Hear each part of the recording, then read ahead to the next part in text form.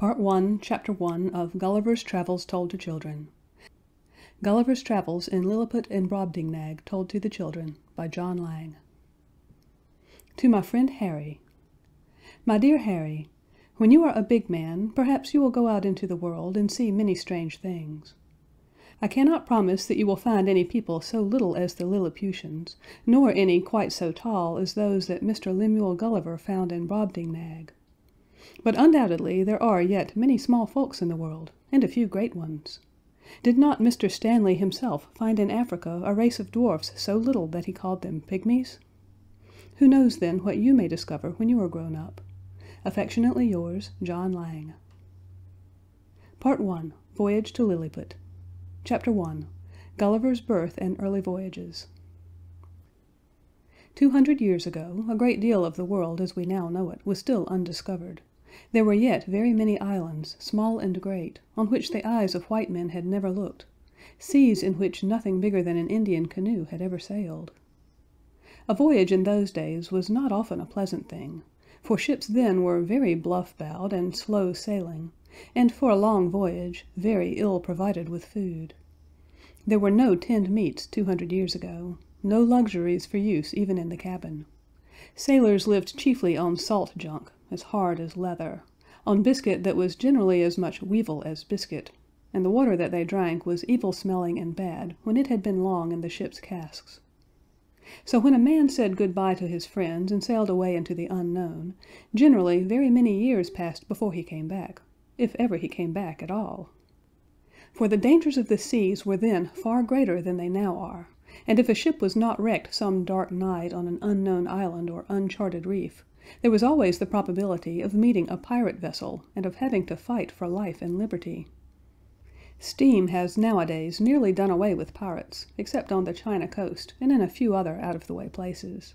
But things were very different long ago, before steamers were invented, and sailors then, when they came home, had many very surprising things to tell their friends, many astonishing adventures to speak of amongst the strange peoples that they said they had met in far-off lands. One man who saw more wonderful things than anyone else was named Lemuel Gulliver, and I will try to tell you a little about two of his voyages. Gulliver was born in Nottinghamshire, and when he was only 14 years old he was sent to Emmanuel College, Cambridge. There he remained till he was 17, but his father had not money enough to keep him any longer at the university. So, as was then the custom for those who meant to become doctors, he was bound apprentice to a surgeon in London, under whom he studied for 4 years. But all the time, as often as his father sent him money, he spent some of it in learning navigation, which means the art of finding your way across the sea, far from land. He had always had a great longing to travel, and he thought that a knowledge of navigation would be of use to him if he should happen to go on a voyage.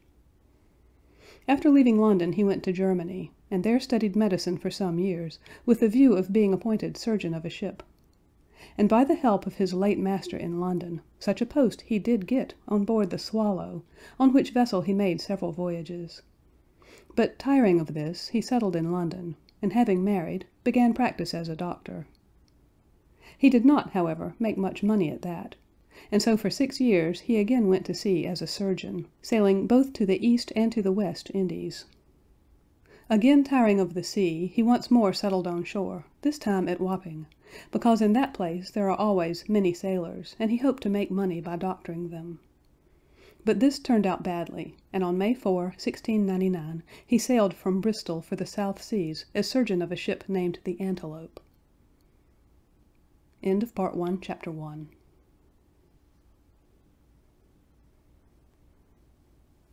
Gulliver's Travels in Lilliput and Brobdingnag, Told to the Children by John Lang. Chapter 2. Gulliver sails for the South Seas and is wrecked on the coast of Lilliput. At first everything went well, but after leaving the South Seas, when steering for the East Indies, the ship was driven by a great storm far to the south. The gale lasted so long that 12 of the crew died from the effects of the hard work and the bad food, and all the others were worn out and weak. On a sailing ship, when the weather is very heavy, all hands have to be constantly on deck, and there is little rest for the men. Perhaps a sail One of the few that can still be carried in such a gale may be blown to ribbons by the furious wind, and a new one has to be bent on. The night, perhaps, is dark. The tattered canvas is thrashing with a noise like thunder, the ship burying her decks under angry black seas every few minutes. The men's hands are numb with the cold and the wet and the hard, dangerous work aloft. There is no chance of going below when their job is done, to turn in between warm, dry blankets in a snug berth. Possibly even those who belong to the watch below may have to remain on deck.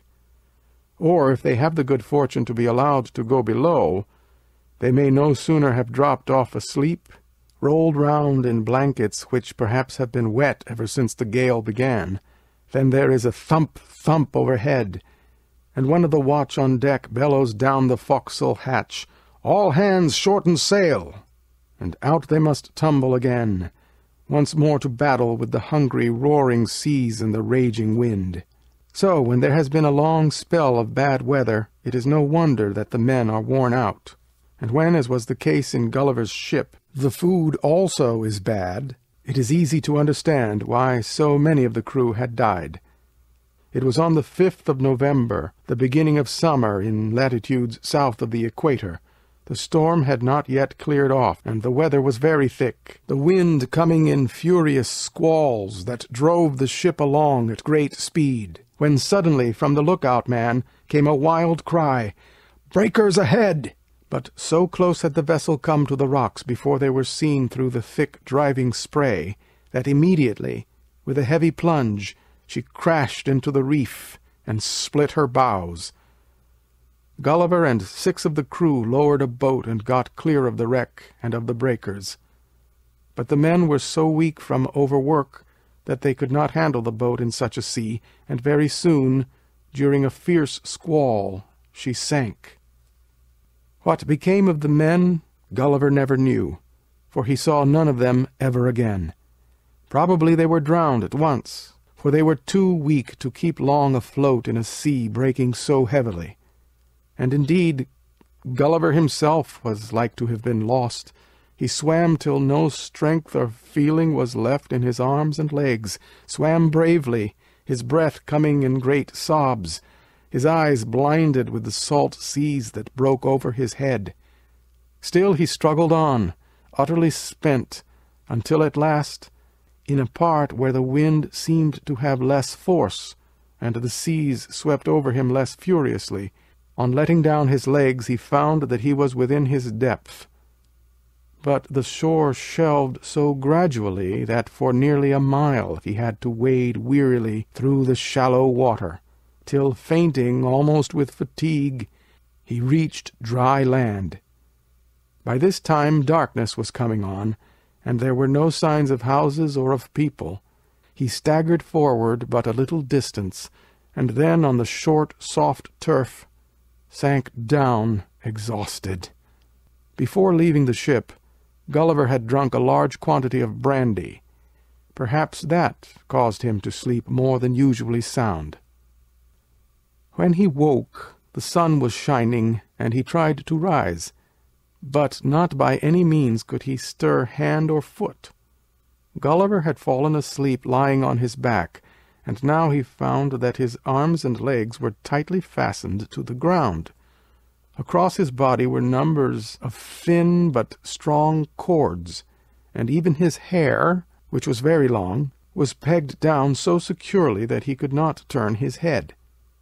All round about him there was a confused sound of voices, but he could see nothing except the sky, and the sun shone so hot and fierce into his eyes that he could scarcely keep them open. Soon he felt something coming gently up his left leg, and forward onto his breast almost to his chin. Looking down as much as possible, he saw standing there a very little man, not more than 6 inches high, armed with a bow and arrows.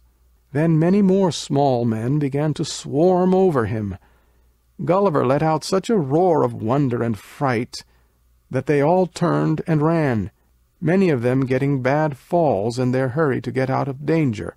But very quickly the little people came back again.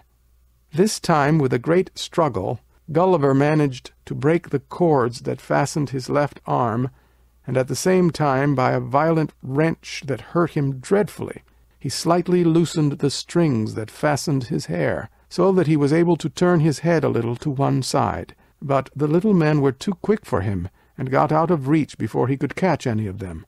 Then he heard a great shouting, followed by a shrill little voice that called sharply, "Tolgo Phonak!"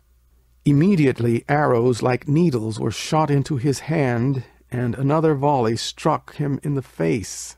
Poor Gulliver covered his face with his hand, and lay groaning with pain.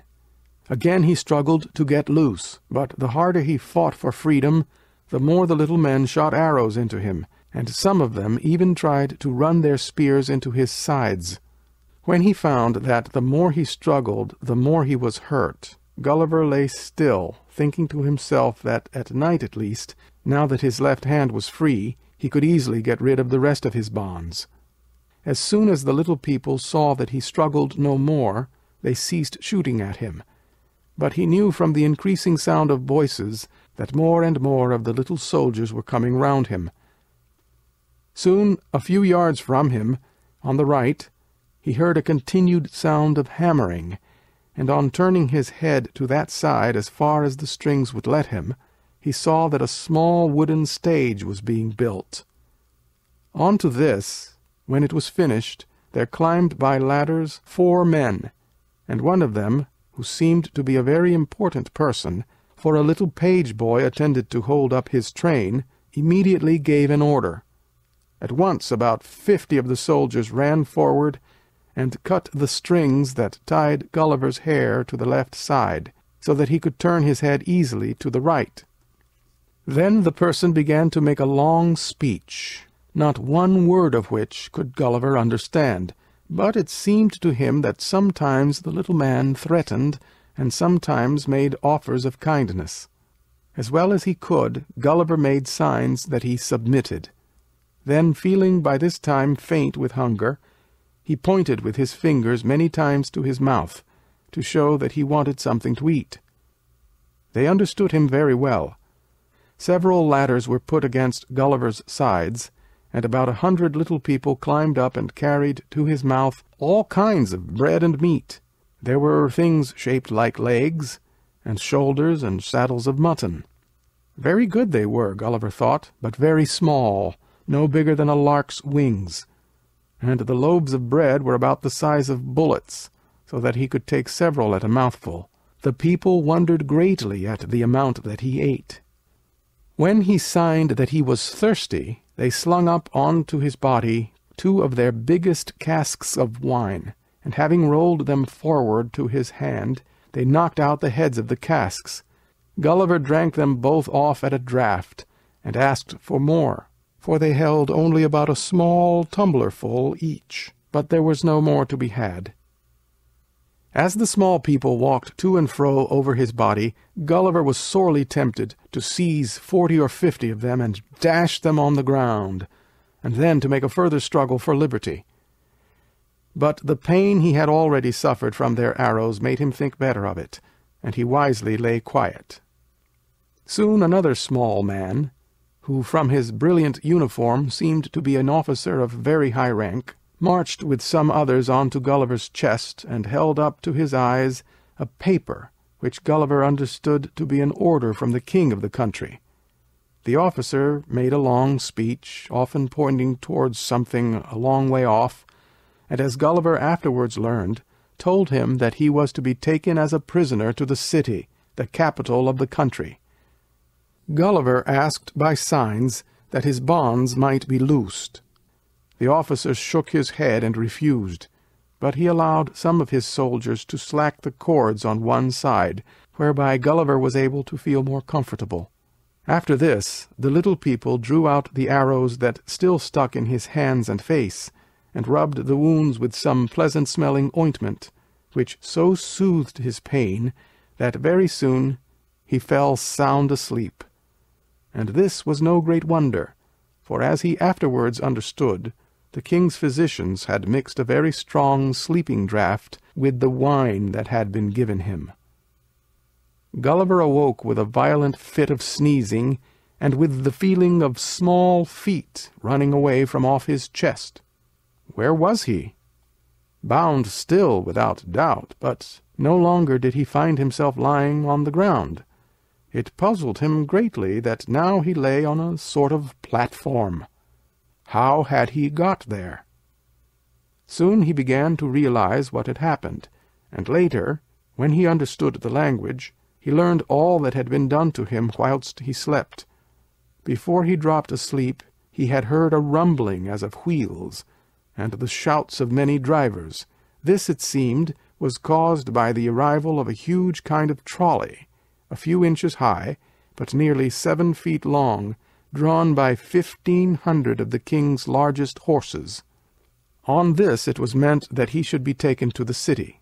By the use of strong poles fixed in the ground, to which were attached many pulleys, and the strongest ropes to be found in the country, 900 men managed to hoist him as he slept. Then they put him on the trolley, where they again tied him fast. It was when they were far on their way to the city that Gulliver awoke. The trolley had stopped for a little to breathe the horses, and one of the officers of the king's guard, who had not before seen Gulliver, climbed with some friends up his body. Whilst looking at his face, the officer could not resist the temptation of putting the point of his sword up Gulliver's nose, which so tickled him that he woke, sneezing violently. End of Chapter 2. Recording by Bob Gonzalez, Tampa, Florida.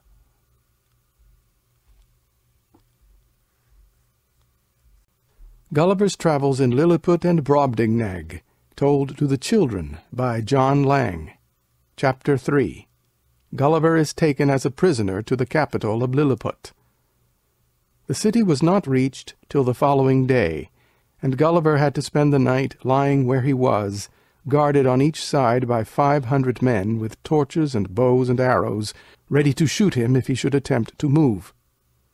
In the morning the king and all his court and thousands of the people came out to gaze on the wonderful sight. The trolley, with Gulliver on it, stopped outside the walls, alongside a very large building, which had once been used as a temple, but the use of which had been given up owing to a murder having been committed in it. The door of this temple was quite 4 feet high and about 2 feet wide, and on each side, about 6 inches from the ground, was a small window. Inside the building the king's blacksmiths fastened many chains, which they then brought through one of these little windows and padlocked round Gulliver's left ankle. Then his bonds were cut, and he was allowed to get up. He found that he could easily creep through the door, and that there was room inside to lie down. His chains were nearly 6 feet long, so that he could get a little exercise by walking backwards and forwards outside. Always, when he walked, thousands of people thronged around to look at him. Even the king himself used to come and gaze by the hour from a high tower which stood opposite. One day, just as Gulliver had crept out from his house and had got on his feet, it chanced that the king, who was a very fine-looking man, taller than any of his people, came riding along on his great white charger.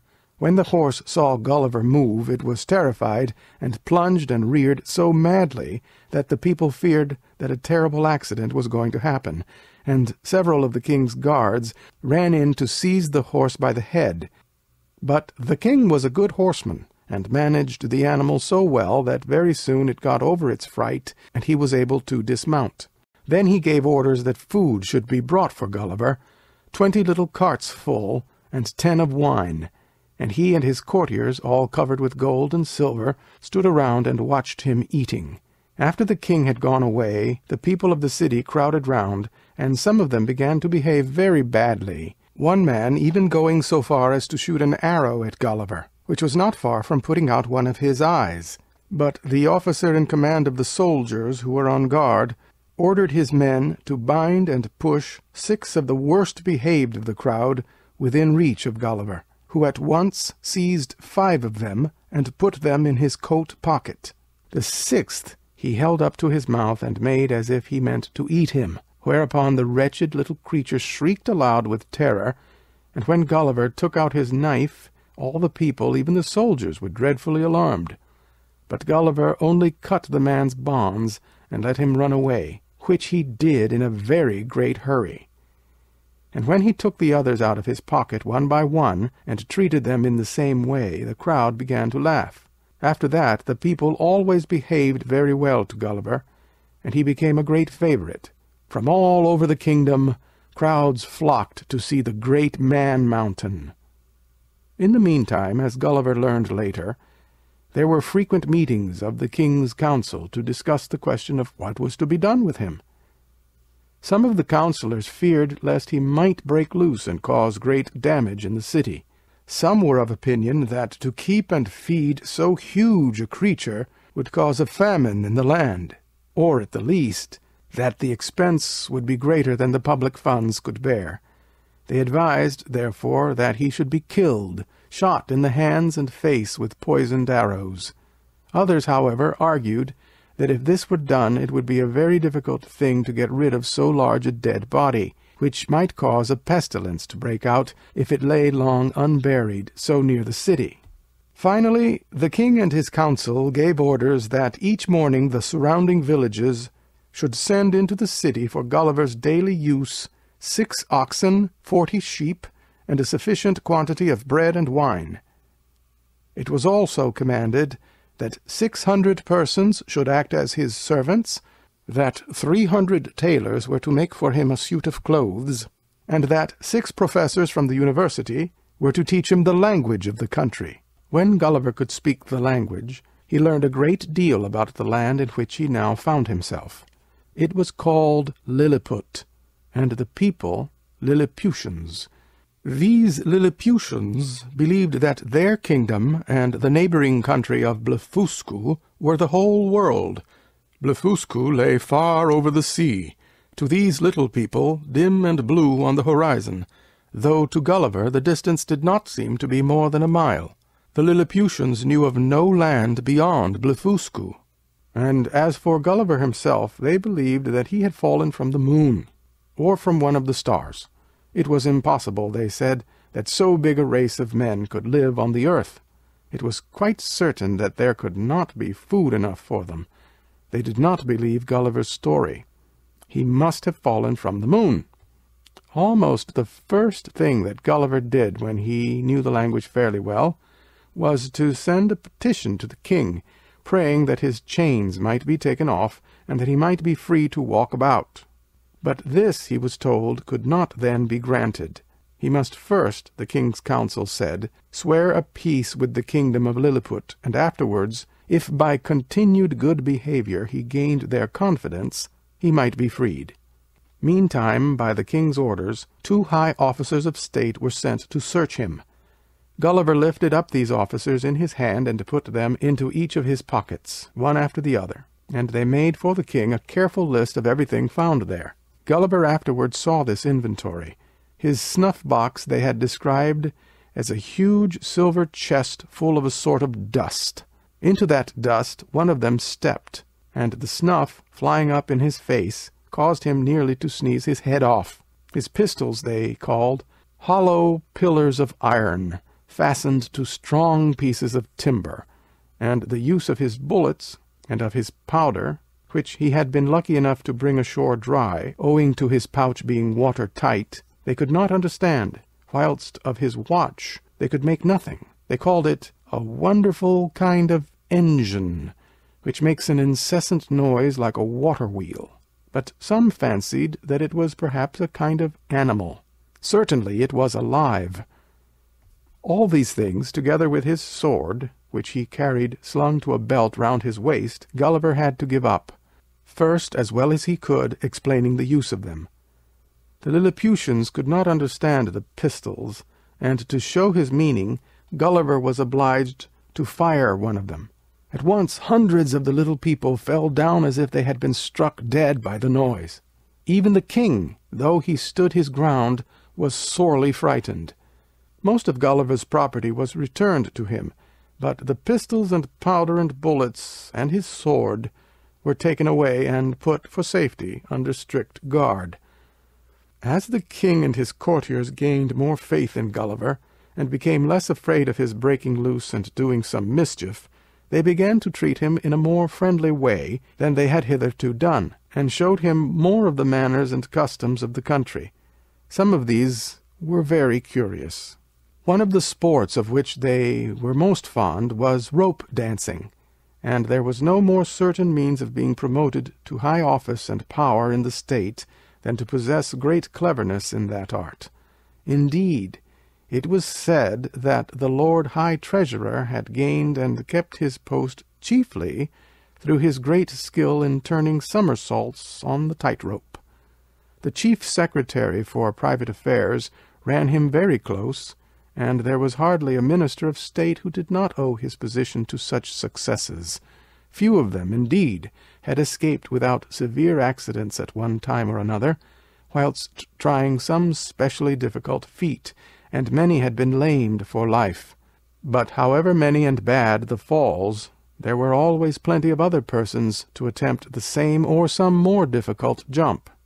Taught by his narrow escape from a serious accident when his horse first saw Gulliver, the king now gave orders that the horses of his army, as well as those from the royal stables, should be exercised daily close to the Man-Mountain. Soon they became so used to the sight of him that they would come right up to his foot without starting or shying. Often the riders would jump their chargers over Gulliver's hand as he held it on the ground, and once the king's huntsman, better mounted than most of the others, actually jumped over his foot, shoe and all. A wonderful leap.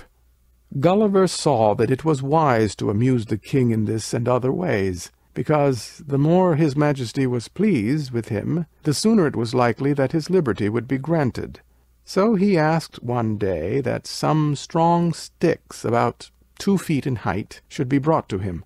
Several of these he fixed firmly in the ground, and across them, near the top, he lashed 4 other sticks, enclosing a square space of about 2½ feet.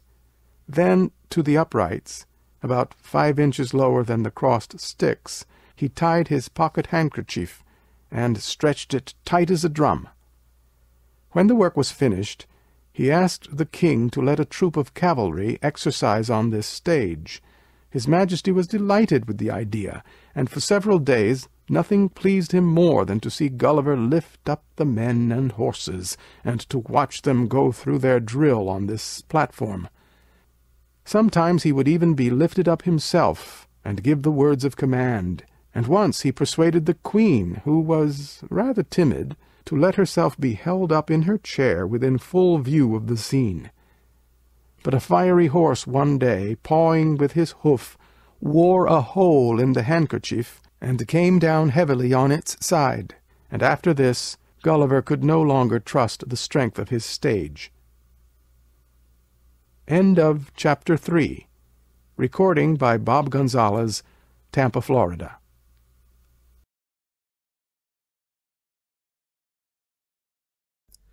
Gulliver's Travels in Lilliput and Brobdingnag, told to the children by John Lang. Gulliver is freed and captures the Blefuscan fleet. By this time Gulliver's clothes were almost in rags. The 300 tailors had not yet been able to finish his new suit, and he had no hat at all, for that had been lost as he came ashore from the wreck. So he was greatly pleased one day when an express message came to the king from the coast, saying that some men had found on the shore a great black, strangely shaped mass, as high as a man. It was not alive, they were certain. It had never moved, though for a time they had watched before going closer. After making certain that it was not likely to injure them, by mounting on each other's shoulders they had got on the top, which they found was flat and smooth, and, by the sound when stamped upon, they judged that it was hollow. It was thought that the object might possibly be something belonging to the Man-Mountain, and they proposed by the help of 5 horses to bring it to the city. Gulliver was sure that it must be his hat, and so it turned out. Nor was it greatly damaged, either by the sea, or by being drawn by the horses over the ground all the way from the coast, except that 2 holes had been bored in the brim, to which a long cord had been fixed by hooks. Gulliver was much pleased to have it once more. 2 days after this the king took into his head a curious fancy. He ordered a review of troops to be held, and he directed that Gulliver should stand with his legs very wide apart, whilst under him both horse and foot were commanded to march. Over 3,000 infantry and 1,000 cavalry passed through the great arch made by his legs, colours flying and bands playing. The king and queen themselves sat in their state coach at the saluting point, near to his left leg, and all the while Gulliver dared not move a hair's breadth, lest he should injure some of the soldiers. Shortly after this, Gulliver was set free.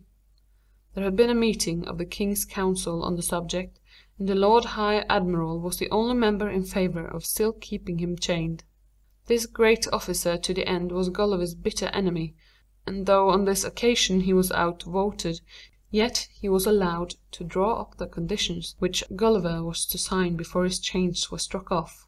The conditions were, first, that he was not to quit the country without leave granted under the king's great seal; second, that he was not to come into the city without orders, at which times the people were to have 2 hours' notice to keep indoors; third, that he should keep the high roads, and not walk or lie down in a meadow; fourth, that he was to take the utmost care not to trample on anybody, or on any horses or carriages, and that he was not to lift any persons in his hand against their will; fifth, that if at any time an express had to be sent in great haste, he was to carry the messenger and his horse in his pocket a 6 days' journey, and to bring them safely back; sixth, that he should be the king's ally against the Blefuscans, and that he should try to destroy their fleet, which was said to be preparing to invade Lilliput; seventh, that he should help the workmen to move certain great stones which were needed to repair some of the public buildings;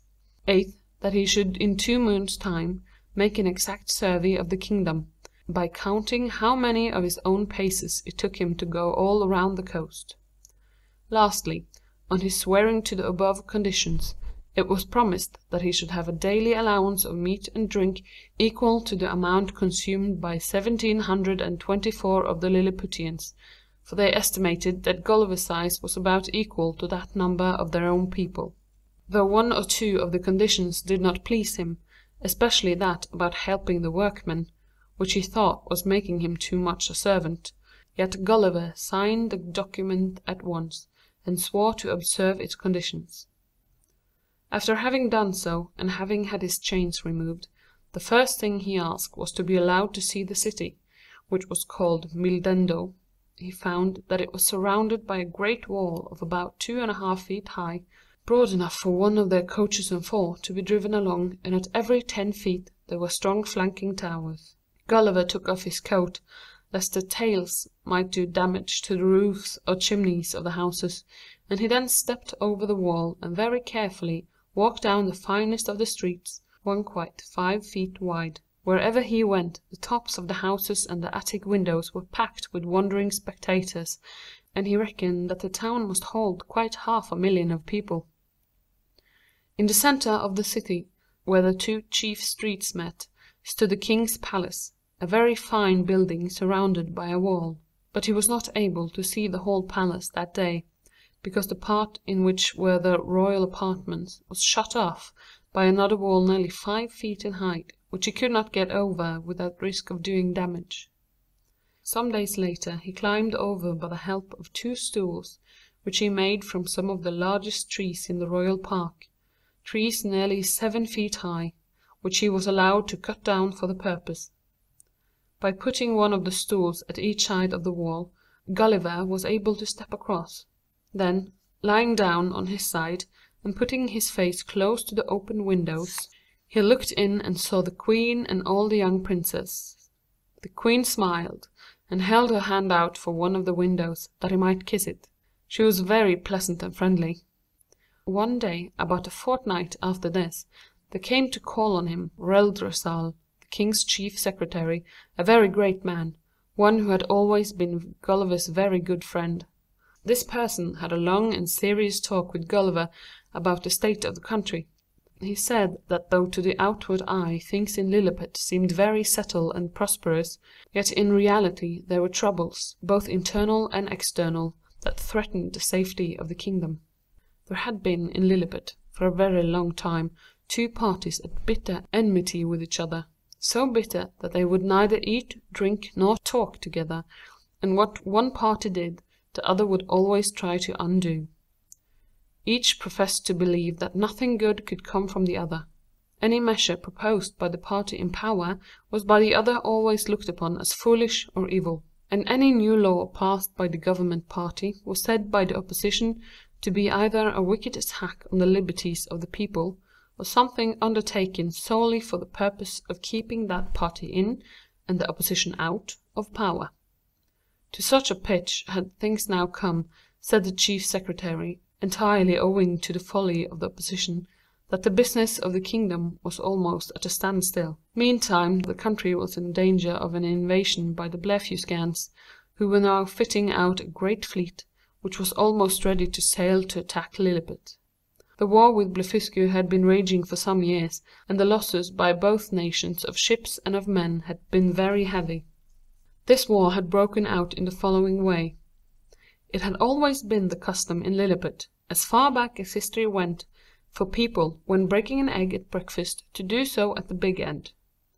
But it had happened, said the chief secretary, that the present king's grandfather, when a boy, had once, when breaking his egg in the usual way, severely cut his finger, whereupon his father at once gave strict commands that in future all his subjects should break their eggs at the small end.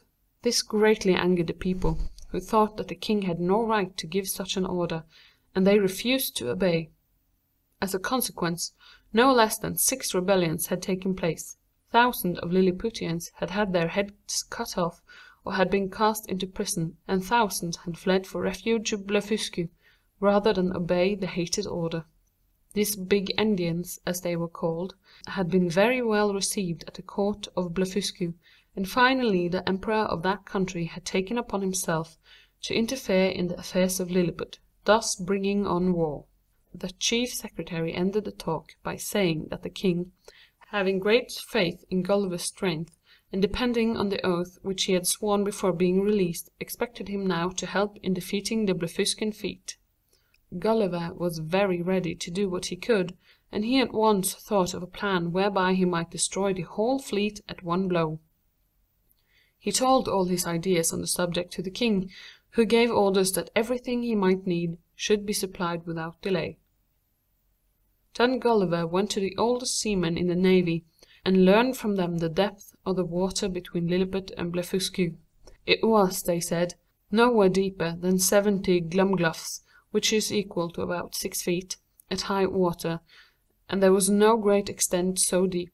After this he walked to the coast opposite Blefuscu, and lying down there behind a hillock, so that he might not be seen should any of the enemy's ships happen to be cruising near, he looked long through a small pocket telescope across the channel. With the naked eye he could easily see the cliffs of Blefuscu, and soon, with his telescope, he made out where the fleet lay. 50 great men of war, and many transports waiting for a fair wind. Coming back to the city, he gave orders for a great length of the strongest cable, and a quantity of bars of iron. The cable was little thicker than ordinary pack-thread, and the bars of iron much about the length and size of knitting needles. Gulliver twisted 3 of the iron bars together, and bent them to a hook at one end. He trebled the cable for greater strength, and thus made 50 short cables, to which he fastened the hooks. Then, carrying these in hand, he walked back to the coast and waded into the sea, a little before high water. When he came to mid-channel, he had to swim, but for no great distance. As soon as they noticed Gulliver coming wading through the water towards their ships, the Blefuscan sailors all jumped overboard and swam ashore in a terrible fright. Never before had any of them seen or dreamt of so monstrous a giant, nor had they heard of his being in Lilliput. Gulliver then quickly took his cables and fixed one securely in the bows of each of the ships of war, and finally he tied the cables together at his end. But whilst he was doing this, the Blefuscan soldiers on the shore plucked up courage and began to shoot arrows at him, many of which stuck in his hands and face. He was very much afraid lest some of these might put out his eyes, but he remembered, luckily, that in his inner pocket were his spectacles, which he put on and then finished his work without risk to his eyes. On pulling at the cables, however, not a ship could he move. He had forgotten that their anchors were all down, so he was forced to go in closer, and with his knife he cut the vessels free. Whilst doing this, he was of course exposed to a furious fire from the enemy, and hundreds of arrows struck him, some almost knocking off his spectacles.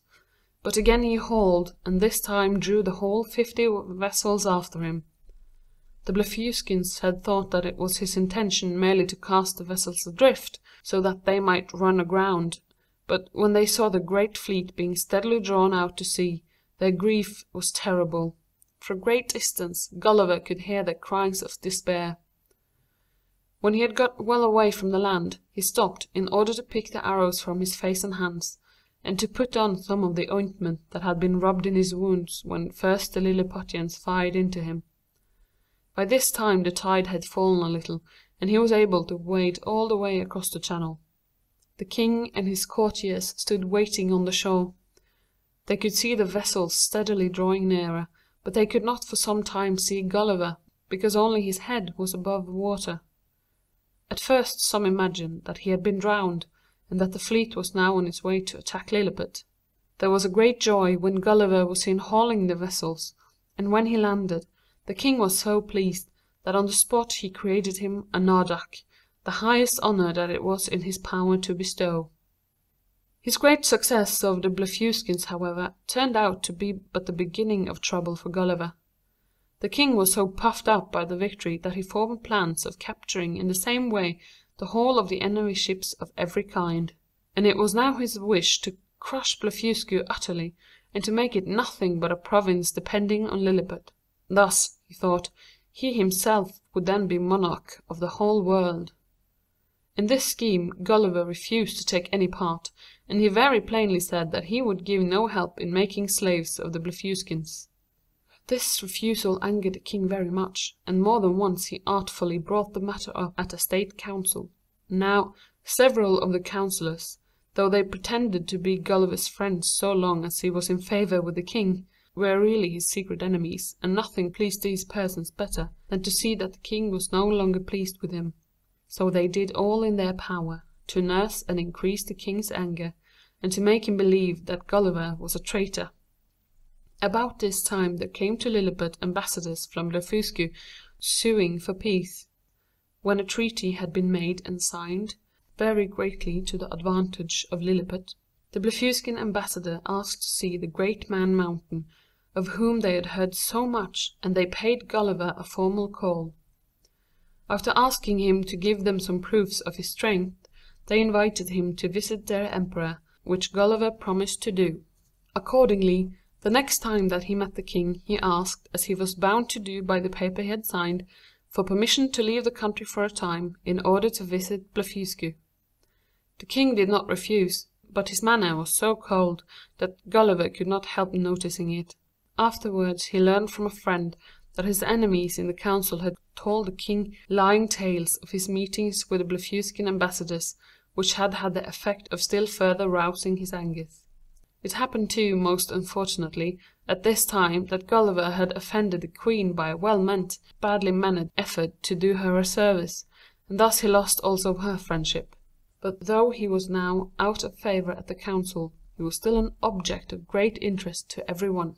End of Part 1, Chapter 4. Recording by Christine in Oslo, Norway, the 10th of September 2011.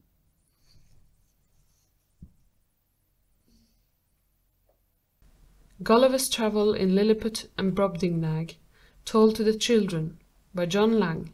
Gulliver's escape from Lilliput and return to England. Gulliver had 300 cooks to dress his food, and these men, with their families, lived in small huts, which had been built for them near his house. He had made for himself a chair and a table. Onto this table it was his custom to lift 20 waiters, and these men then drew up by ropes and pulleys all his food and his wine in casks, which 100 other servants had in readiness on the ground. Gulliver would often eat his meal with many hundreds of people looking on. One day the king, who had not seen him eat since this table had been built, sent a message that he and the queen desired to be present that day whilst Gulliver dined. They arrived just before his dinner hour, and he at once lifted the king and queen and the princess with their attendants and guards onto the table. Their majesties sat in their chairs of state all the time, watching with deep interest the roasts of beef and mutton, and whole flocks of geese and turkeys and fowls disappearing into Gulliver's mouth. A roast of beef, of which he had to make more than 2 mouthfuls, was seldom seen, and he ate them bones and all. A goose or a turkey was but 1 bite. Certainly, on this occasion, Gulliver ate more than usual, thinking by so doing to amuse and please the court. But in this he erred, for it was turned against him. Flimnap, the Lord High Treasurer, who had always been one of his enemies, pointed out to the king the great daily expense of such meals, and told him how this huge man had already cost the country over 1.5 million of sprugs, the largest Lilliputian gold coin. Things, indeed, were beginning to go very ill with Gulliver. Now it happened about this time that one of the king's courtiers, to whom Gulliver had been very kind, came to him by night very privately in a closed chair, and asked to have a talk, without any one else being present. Gulliver gave to a servant whom he could trust orders that no one else was to be admitted, and having put the courtier and his chair upon the table, so that he might better hear all that was said, he sat down to listen. Gulliver was told that there had lately been several secret meetings of the king's privy council on his account. The Lord High Admiral, who now hated him because of his success against the Blefuscan fleet, Flimnap, the High Treasurer, and others of his enemies, had drawn up against him charges of treason and other crimes. The courtier had brought with him a copy of these charges, and Gulliver now read them. It was made a point against him that, when ordered to do so by the king, he had refused to seize all the other Blefuscan ships. It was also said that he would not join in utterly crushing the empire of Blefuscu, nor give aid when it was proposed to put to death not only all the Burgundians who had fled for refuge to that country, but all the Blefuscan themselves who were friends of the Burgundians. For this he was said to be a traitor. He was also accused of being over-friendly with the Blefuscan ambassadors, and it was made a grave charge against him that though his majesty had not given him written leave to visit Blefuscu, he yet was getting ready to go to that country in order to give help to the emperor against Lilliput. There had been many debates on these charges, said the courtier, and the Lord High Admiral had made violent speeches, strongly advising that the great man Mountain should be put to death. In this he was joined by Flimnap, and by others, so that actually the greater part of the council was now in favour of instant death by the most painful means that could be used. The less unfriendly members of the council, however, whilst saying that they had no doubt of Gulliver's guilt, were yet of opinion that, as his services to the kingdom of Lilliput had been great, the punishment of death was too severe. They thought it would be enough if his eyes were put out. This, they said, would not prevent him from still being made useful.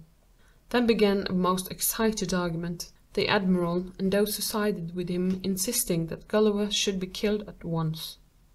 At last the secretary rose and said that he had a middle course to suggest. This was, that Gulliver's eyes should be put out, and that thereafter his food should be gradually so reduced in quantity that in the course of 2 or 3 months he would die of starvation, by which time, said the secretary, his body would be wasted to an extent that would make it easy for 5,000 or 6,000 men in a few days to cut off the flesh and take it away in cartloads to be buried at a distance. Thus there would be no danger of pestilence breaking out from the dead body lying near the city.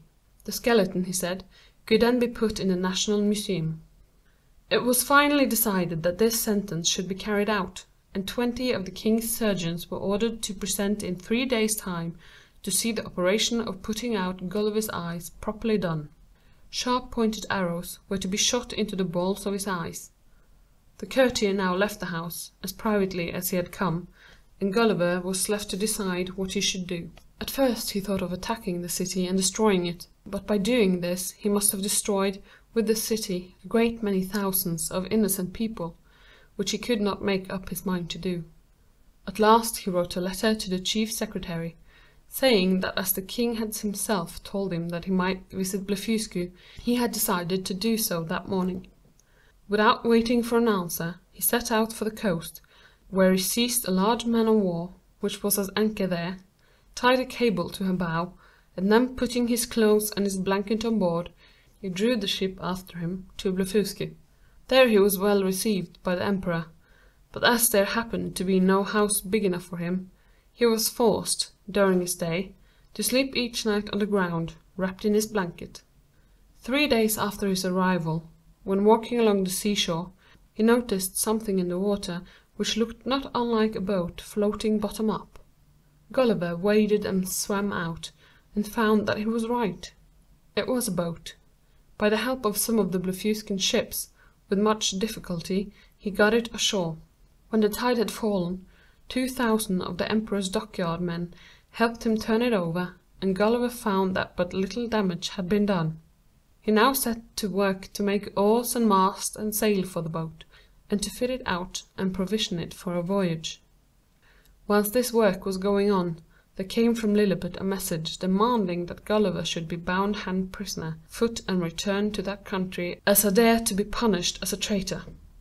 To this message the emperor replied that it was not possible to bind him, that moreover the great man Mountain had found a vessel of size great enough to carry him over the sea, and that it was his purpose to leave the empire of Blefuscu in the course of a few weeks. Gulliver did not delay his work, and in less than a month he was ready to sail. He put on board the boat the carcasses of 100 oxen and 300 sheep, with a quantity of bread and wine, and as much meat ready cooked as 400 cooks could prepare. He also took with him a herd of 6 live black cows, as did 2 bulls, and a flock of sheep, meaning to take them with him to England, if ever he should get there. As food for these animals, he took a quantity of hay and corn. Gulliver would have liked to take with him some of the people, but this the emperor would not permit. Everything being ready, he sailed from Blefuscu on 24th September 1701, and the same night anchored on the lee side of an island which seemed to be uninhabited. Leaving this island on the following morning, he sailed to the eastward for 2 days. On the evening on the 2nd day he sighted a ship, and in reaching which, to his great joy, he found that she was an English vessel on her way home from Japan. Putting his cattle and sheep in his coat pockets, he went on board with all his cargo of provisions. The captain received him very kindly, and asked him from whence he had come, and how he happened to be at sea in an open boat. Gulliver told his tale in as few words as possible. The captain stared with wonder and would not believe his story, but Gulliver then took from his pockets the black cattle and the sheep, which of course clearly showed that he had been speaking truth. He also showed gold coins, which the emperor of Blefuscu had given to him, some of which he presented to the captain. The vessel did not arrive at the port of London till April 1702, but without loss of any of the livestock, excepting that the rats on the boat carried off and ate one of the sheep. All the others were got safely ashore, and were put to graze on a bowling green at Greenwich, where they throve very well. End of Part 1, Chapter 5. Recording by Christine in Oslo, Norway, the 19th of September, 2011.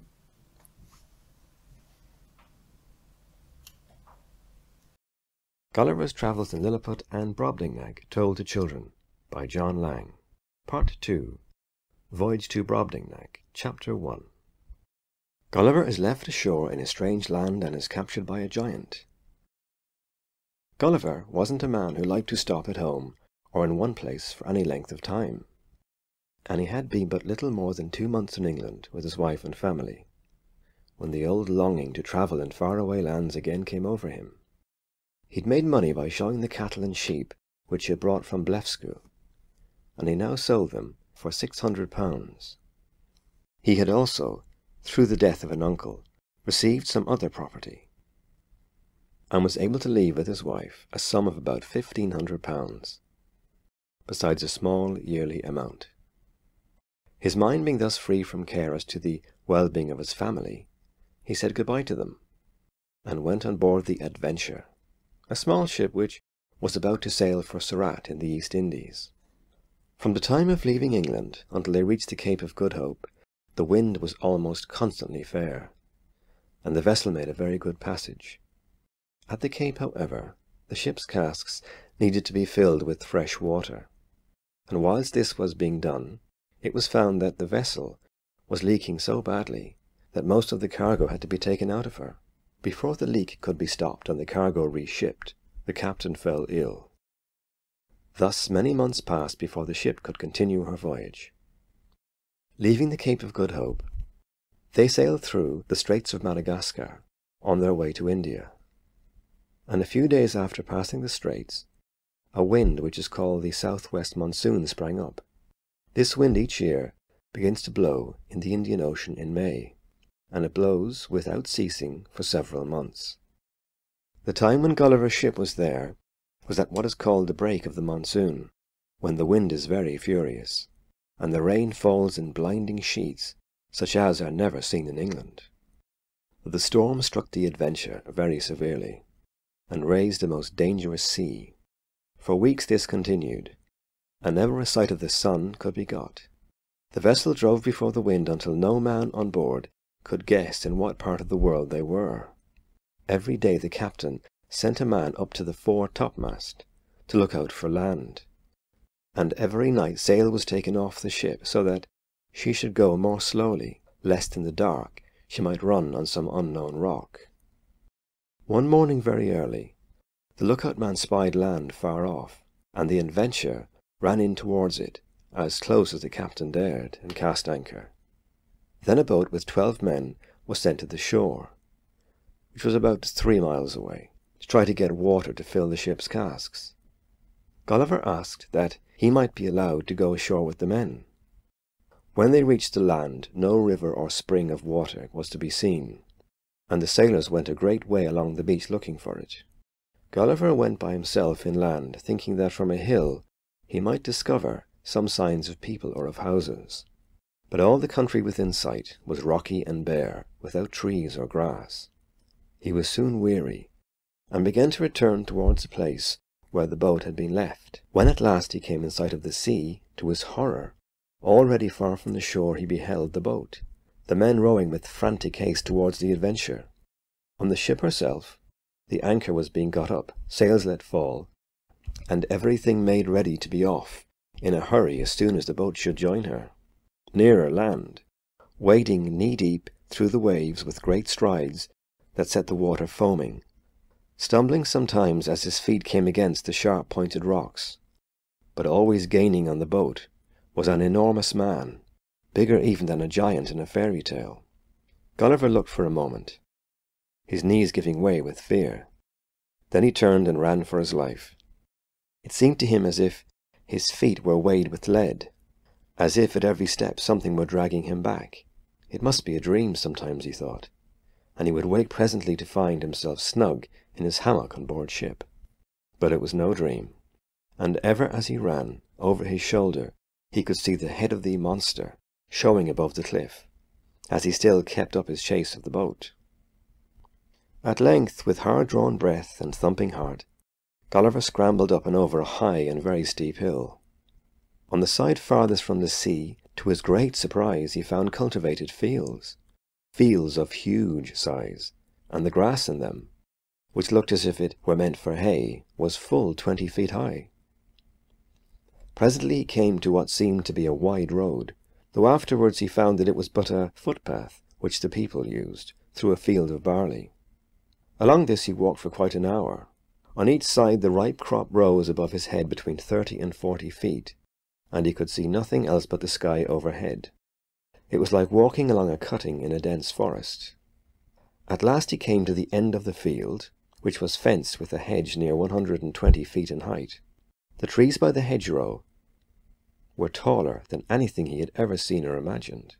Between this field and the next was a stile with 4 steps, each step 6 feet high, and on top a stone of over 20 feet. Gulliver couldn't get over, and he began to look for a gap in the hedge through which to creep. But as he looked, he heard a noise. Coming through the other field towards the stile was a monstrous man, as tall as that one from whom he had just fled. To Gulliver's eyes he seemed to be as high as a steeple, and he stepped about 10 yards at every stride. Sick with fear and with sinking heart, Gulliver ran and hid in the corn. From there he watched the giant come to the top of the stile, turn around, and in a gruff, roaring voice that filled the air like thunder, call back to someone in the other field. At his call there came 7 other great men, each with a gigantic reaping hook, as big as 6 scythes in his hand. These men seemed to be farm labourers, for presently, having sharpened their hooks, they began to reap the corn in which Gulliver lay hid. This frightened him still more, and he crept as far as he possibly could from the reapers. But the stalks of corn were so close together, seldom more than a foot apart, that sometimes it was with great difficulty that he could squeeze his body between them. Soon he came to a place where the crop had been laid by wind and rain, and now he could go forward no farther, whilst on either side was the same tangled jungle. The stalks of the corn were so twisted together that it was not possible to force his way through, and the heads of the fallen barley ears ran through his clothes and pierced his body like thorns, and ever the swish of the reapers' hooks drew nearer. Now truly the fear of death was on him, and too late he wished that he had listened to his wife and to his friends when they advised him to stop at home. Swish, swish came the hooks, and the foot of one of the reapers was so close to him that in one other stride he must be crushed, like a frog under the hoof of an ox, or maybe the hook would cut him in 2. Gulliver crouched close to the ground, but as the great foot began to move, fear overcame him. In his agony of mind he cried aloud, a shrill, long-drawn yell. The huge foot stopped short. Everywhere round about him the giant peered in wonder, and at last spied Gulliver. Very cautiously, and as if he feared to be bitten, the giant seized him behind, under the arms, and held him up, the better to look at him.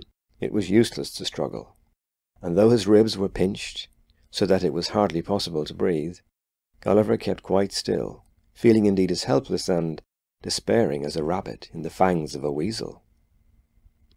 Every second he expected to be dashed to the ground, as one might throw down some reptile or noxious beast that one wished to destroy, and as he was held at a height from the ground of nearly 60 feet, he knew that even if by accident he were to slip through the giant's fingers and fall that distance, he must be killed.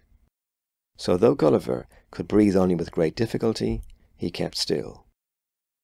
But the pain of the squeezing of his ribs caused him to groan piteously, and even at last to weep. He could only clasp his hands together and gasp out a few humble words. To his wonder and relief, the giant seemed to understand that he was being hurt, and appeared pleased and interested to find that so small a creature could speak, even though it was not possible to make any meaning out of the little thing's words. Handling him now more gently, the giant ran and showed Gulliver to his master. The farmer looked long and with great interest at him, lifting up the lappets of his coat with a straw, and with his breath blowing aside Gulliver's hair, which had fallen over his face, that he might better examine him. Then putting him on the ground, the farmer and his men sat round in a circle, laughingly watching his movements, and all loudly talking at the same time. It was best to put a bold face on the matter, thought Gulliver, and he marched backwards and forwards very bravely. Then going up to the farmer, and making a low bow, he offered him his purse, in which were some Spanish gold coins. The man took the purse in the palm of his hand, and turned it over 2 or 3 times with the point of a pin which he took out of his sleeve. Then he shook his head, as if to say that this was beyond him, and handed it back. Gulliver thereupon opened the purse, and making a sign to the farmer to put his hand on the ground, poured into his palm all the gold. But it was no use. The farmer wet the tip of his little finger on his tongue, picked up one coin after the other and looked at them, shook his head with a puzzled look and gave them back. Presently the farmer sent his men back to their work, and taking his handkerchief out of his pocket, spread it doubled on his hand, which he held on the ground so that Gulliver might step on it. Gulliver walked on, and for greater safety lay down, when the farmer covered him up all but his head, and carried him home. "Look," said he to his wife, "see what I've brought you." But the woman screamed, and jumped back as if her husband had offered to put an ugly spider on her neck. This hurt Gulliver's feelings a good deal, for he had always thought himself to be a man pleasing to look at. However, when dinner was brought in, the woman minced up some meat and crumbled a little bread for him, and soon with the greatest delight she was watching him eat. So pleased was she that presently she got for him her smallest wine-glass, and filled it with a kind of cider. With difficulty Gulliver raised the glass, for it held nearly as much as a horse could drink in England, and drank the woman's health, making her a low bow as he set the glass down. Thereat everybody at table laughed so loud that Gulliver's ears rang with the sound, and he was almost deafened. The table was of great height from the floor, nearly 30 feet, and Gulliver kept well away from the edge in fear that he might fall over. But one of the children, seeing this, seized him by the legs and held him high in the air, whereat poor Gulliver trembled with fright lest by accident he should be dropped. But to this sort of play the farmer put a speedy stop by soundly boxing his son's ears. Presently Gulliver heard behind him a curious rumbling noise, very loud and disagreeable. Turning round, he found that this was caused by a huge cat, which sat purring in its mistress's lap. Its great yellow eyes were watching him, and from the size of its head he judged that the animal must be at least 3 times as big as a bullock. This upset Gulliver's nerves somewhat, but thinking it wise to pretend that he felt no fear, he walked steadily up to the cat's head. It was a relief to find that she shrank from him, and seemed to be much more afraid of him than he of her. Dogs, too, there were in the room, great beasts many times larger than an elephant, but of them he did not have the same distrust as of the cat. After dinner, a nurse brought in the youngest child, one not more than a year old. No sooner did the infant set eyes on Gulliver than it began to bawl to have him as a plaything. The mother very foolishly put him into its hand, whereupon the baby at once crammed Gulliver's head into its mouth, which caused him to let out such a yell of dismay that the frightened infant dropped him. This was a very narrow escape, for had it not chanced that the mother caught him in her apron, Gulliver would most certainly have had his neck broken in the fall. End of Part 2, Chapter 1.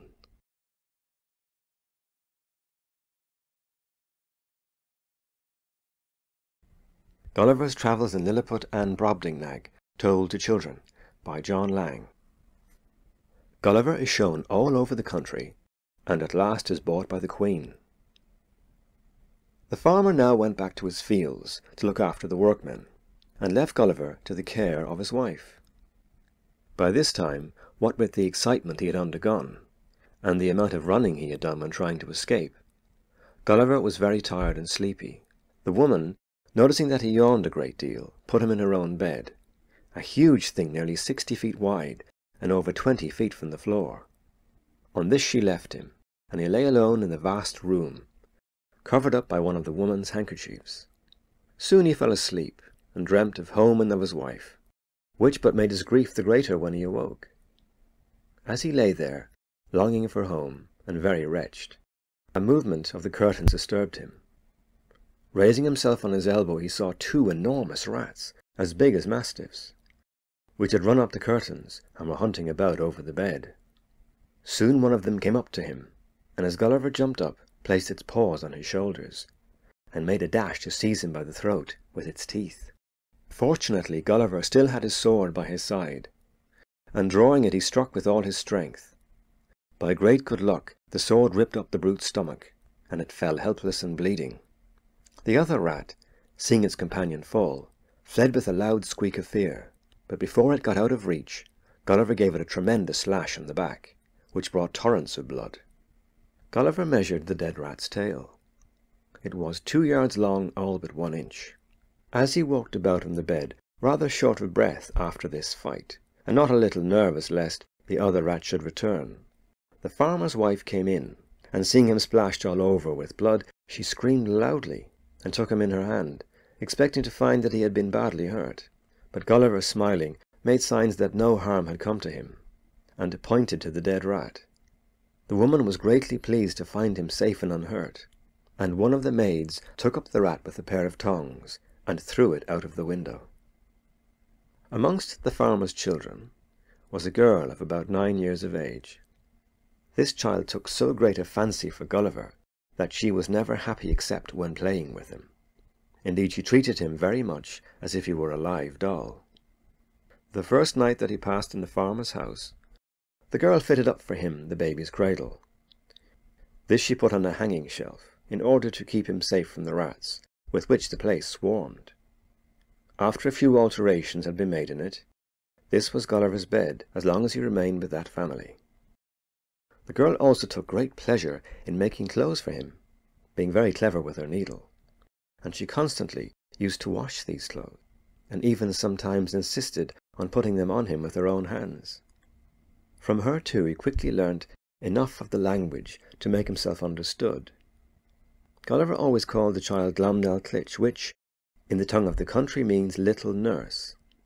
As long as he remained in that land, she had the care of him. Amongst his neighbours there was much talk about the strange little creature that the farmer had found in his fields. Gulliver was to them a never-ending wonder. They were never weary of telling each other the latest news of him, how tame he was, how he never attempted to bite nor to run away, how he certainly had a language of his own, and had even learned already to speak a few words in their tongue, how beautifully made he was, just in fact like a human being, though he was so ridiculously small. One of those neighbours was an old man, a miser, who one night came to look at Gulliver. To this man, nothing was of any interest unless money could be made out of it, and he was the cause of much future misery and trouble to Gulliver. No sooner did the old man set eyes on him, peering in a short-sighted way through his spectacles, than it was easy to see that some scheme was in his mind. Presently said he to Gulliver's master, "Now, here is a great chance. If you were to show this little creature next market day, and make each person pay to look at him, you would certainly get a lot of money. Hundreds of people would be willing to pay to see him." Gulliver could see that the farmer and the old man were talking about him, and next morning Glumdalclitch told him all her father's plans. She was very angry, for she wanted to keep Gulliver all to herself. But her father had been greatly taken by the old miser's idea of thus making money. "Tut, tut, tut," said he. "Run away like a good little girl, and don't bother me. You don't understand such things." Glumdalclitch wept so much at this that Gulliver was made almost as wet as if he had been out in a heavy thunderstorm. It was very uncomfortable and damp, even his shoes were wet. The idea that he was to be made a peep-show was most distressing to Gulliver, but it was quite useless to say anything. The farmer lived not far from a big town, and next market day off he set on horseback, with Glumdalclitch sitting behind him on a pillion, which is a sort of pad fixed behind the saddle. Glumdalclitch carried Gulliver with her in a box, which she had lined with the thick quilt from the baby's bed. There was a little door for him to go in and out by, and there were holes bored for air, but it was a most uncomfortable journey. The horse went nearly 40 feet at each step, and Gulliver was dreadfully bumped about and shaken in his box, and he felt very sick. It was worse than going to sea for the first time. At the inn where they stopped, the farmer hired a large room. Then he sent the town crier around with his bell to give notice to the people that a most wonderful little creature had been picked up and was to be seen at the Green Eagle Inn. A creature looking like a human being and able to speak a few words, and which could perform 100 funny tricks. Gulliver felt that he was being treated with as little respect as if he had been a monkey. The old miser was right. People flocked in hundreds to see him, and the crowd became so large that the farmer refused at last to allow more than 30 people in the room at one time. Even then, their curiosity was so great that he had to make with benches a kind of fence around the table on which Gulliver went through his performances. Over and over, hour after hour, he had to let the spectators see him go through cutlass drill with his hanger, till he was almost dead from fatigue. But there was little rest now for Gulliver, even when at the farmer's house. People with their families came from hundreds of miles around to see him, and for each set of people there was the same weary performance. Bowing to the audience, saying in their own tongue, "Ladies and gentlemen, you are very welcome," then drawing his hanger, and going through his cutlass drill. It was very weary work, and the close air of the crowded rooms began to tell on Gulliver's health. But so much money did his master make by these performances, and by those on market days, that he now made up his mind to take Gulliver to the capital of the country, a city 3,000 miles away, to exhibit him there. They started on horseback in the same way they had gone to the market town, Glumdalclitch sitting on a pillion behind her father. But this time she had a better box for Gulliver, comfortably padded inside, and with a bed in it for him to lie on. This she strapped around her waist. At every town and village that they passed through, Gulliver had to give an exhibition, so that by the time the city was reached, he was little better than a skeleton, quite worn out with the hard work and the constant bumping about whilst they travelled. But the more money the farmer made out of him, the more he wanted to get. At last Gulliver grew so thin that his master feared that he was certainly going to die. This would be a very serious loss, and the man began to wonder if it might not be possible to sell him to someone else whilst he was not yet too ill to move about. It happened just at this time, after Gulliver had been shown a few times in the city, that the queen of the country, having heard of him from some of the court ladies, sent a message commanding the farmer to bring him to the palace. Her Majesty, when she saw him, was charmed with his looks and manners, and asked him if he would be content to live at court. Gulliver bowed very low, and most politely answered that if it were left to himself, nothing could make him more proud than to devote his life to the service of so beautiful a lady. The queen was greatly pleased, and at once asked his master if he would care to sell. The farmer cunningly replied that he was a very poor man, as Her Majesty could see, and that to part with Gulliver would mean the loss of his chief means of living. If, however, Her Most Gracious Majesty wanted to buy, he would sell to her for no more than 1,000 pieces of gold. The bargain was quickly made, and it was also arranged that Glumdalclitch was to remain in the Queen's service, in order to take care of Gulliver. Then the farmer, thinking that Gulliver could not live a month, went away full of joy at having made so good a bargain. After this there was rest, and Gulliver very quickly regained his health. Many were the disputes between the learned men of the country as to what Gulliver really was, and how he had lived before being picked up by the farmer. He was too feeble, they said, to defend himself against the attacks of wild animals, too slow of foot to catch even field mice for his food, yet his teeth showed that he was a flesh-eating animal. How then had he lived? Some argued that his chief food had been snails and various insects, but this idea was rejected with scorn by other scholars, and the quarrel did not seem likely soon to end. Each side thought the arguments of the other to be hardly worth answering, and their own side of the question to be unanswerable. On but one point could they agree, and this was that certainly Gulliver was not a dwarf, because the Queen's favourite dwarf, who was by far the smallest that had ever been known in the country, was quite 30 feet in height, whilst this little creature was barely 6. To Gulliver's own explanation of where he came from, they scarcely listened. They only smiled with contempt. It was absurd, they said, quite impossible. Finally, they gave it as their opinion that he was a freak of nature. End of Chapter 2 of Part 2.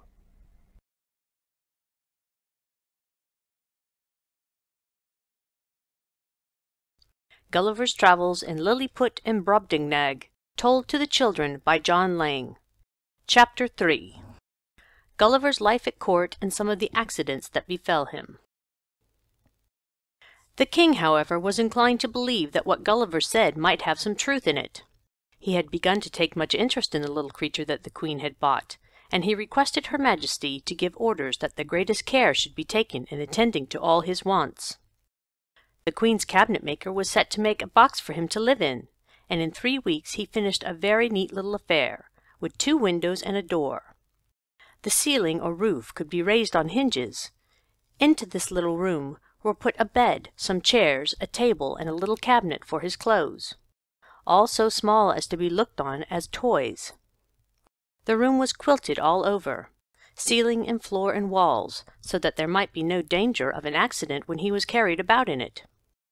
From this time onward Gulliver was a great favourite with all the members of the royal family, and at meals his little table and chair were always set on the queen's own table, near her left hand. But for all these marks of favour he had to pay. The queen's dwarf became jealous of the attention that was shown to Gulliver, and constantly played spiteful and nasty tricks on him, for which, of course, Gulliver was too small to take any revenge, except by means of his tongue. Often he made the dwarf perfectly furious by the things he said, for, like most dwarfs, this one had a very irritable temper, which was easily roused. He could not bear to be laughed at.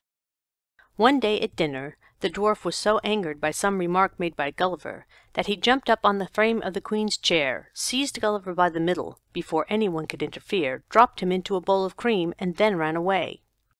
Gulliver struck out, but the cream was so thick that it was hardly possible for him to swim in it, and when he struggled to the side, choking and spitting, the bowl was so smooth and slippery that there was nothing to hold on by, and he was like to drown. For the queen was so frightened that she lost her head, and instead of snatching him out, only screamed. Luckily Glumdalglitch was not far off, and she saved him, but not before he had swallowed nearly a quart of cream. For this trick the dwarf got a sound thrashing, and was made to drink up all the cream in which Gulliver had swum. Another day the dwarf played him a particularly nasty trick. The queen was very fond of marrow bones, and had had one for supper. She knocked out the marrow, and had stood the bone on its end in her plate. The dwarf watched his chance. When no one was looking, and Glumdalglitch had gone to the sideboard, he jumped onto the stool on which she usually stood when attending Gulliver at meals, took him up in both hands, and squeezing his feet together, thrust him into the marrow bone as far as he could go, and there left him. At the moment no one noticed, and Gulliver was too proud to cry out. There he stuck in the bone for some time, struggling vainly to get out. Luckily the marrow that remained was not very hot, but his clothes were completely spoiled. What hurt him, however, was the fact that everybody laughed loud and long at this trick, because he looked so ridiculous sticking out at the end of the bone. After this the queen got rid of the dwarf. It was feared that he might sometime really injure Gulliver. As summer drew on, the flies, always troublesome in that country, became a perfect pest to Gulliver, especially when he was at meals. These flies were nearly as big as larks, and they swarmed over his food, buzzed about his ears till they nearly drove him crazy, and sometimes they bit him. He was forever slashing at them with his knife, till the queen made jokes on the subject, and asked if all his countrymen were afraid of flies. One fine hot morning it chanced that Glumdalglitch had put Gulliver's box on the window-sill, in order that he might have more air. He had opened the windows of his room, and it happened that on a plate on his table there was a large piece of sweet cake.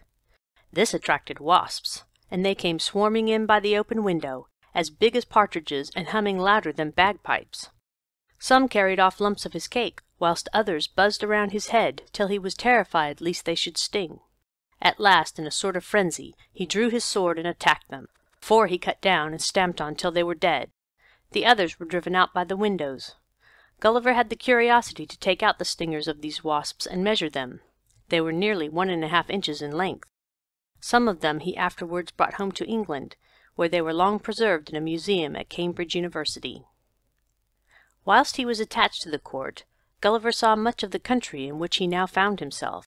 It was called Brobdingnag, and the capital of the kingdom, the city in which he lived, Lor Burl Grud.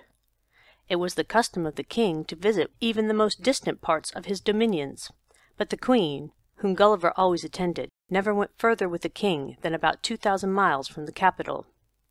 Brobdingnag, Gulliver learned, is a great peninsula, whose communication with the rest of the world is cut off by a range of mighty mountains, many miles high, and which are impossible to cross because of terrible volcanoes.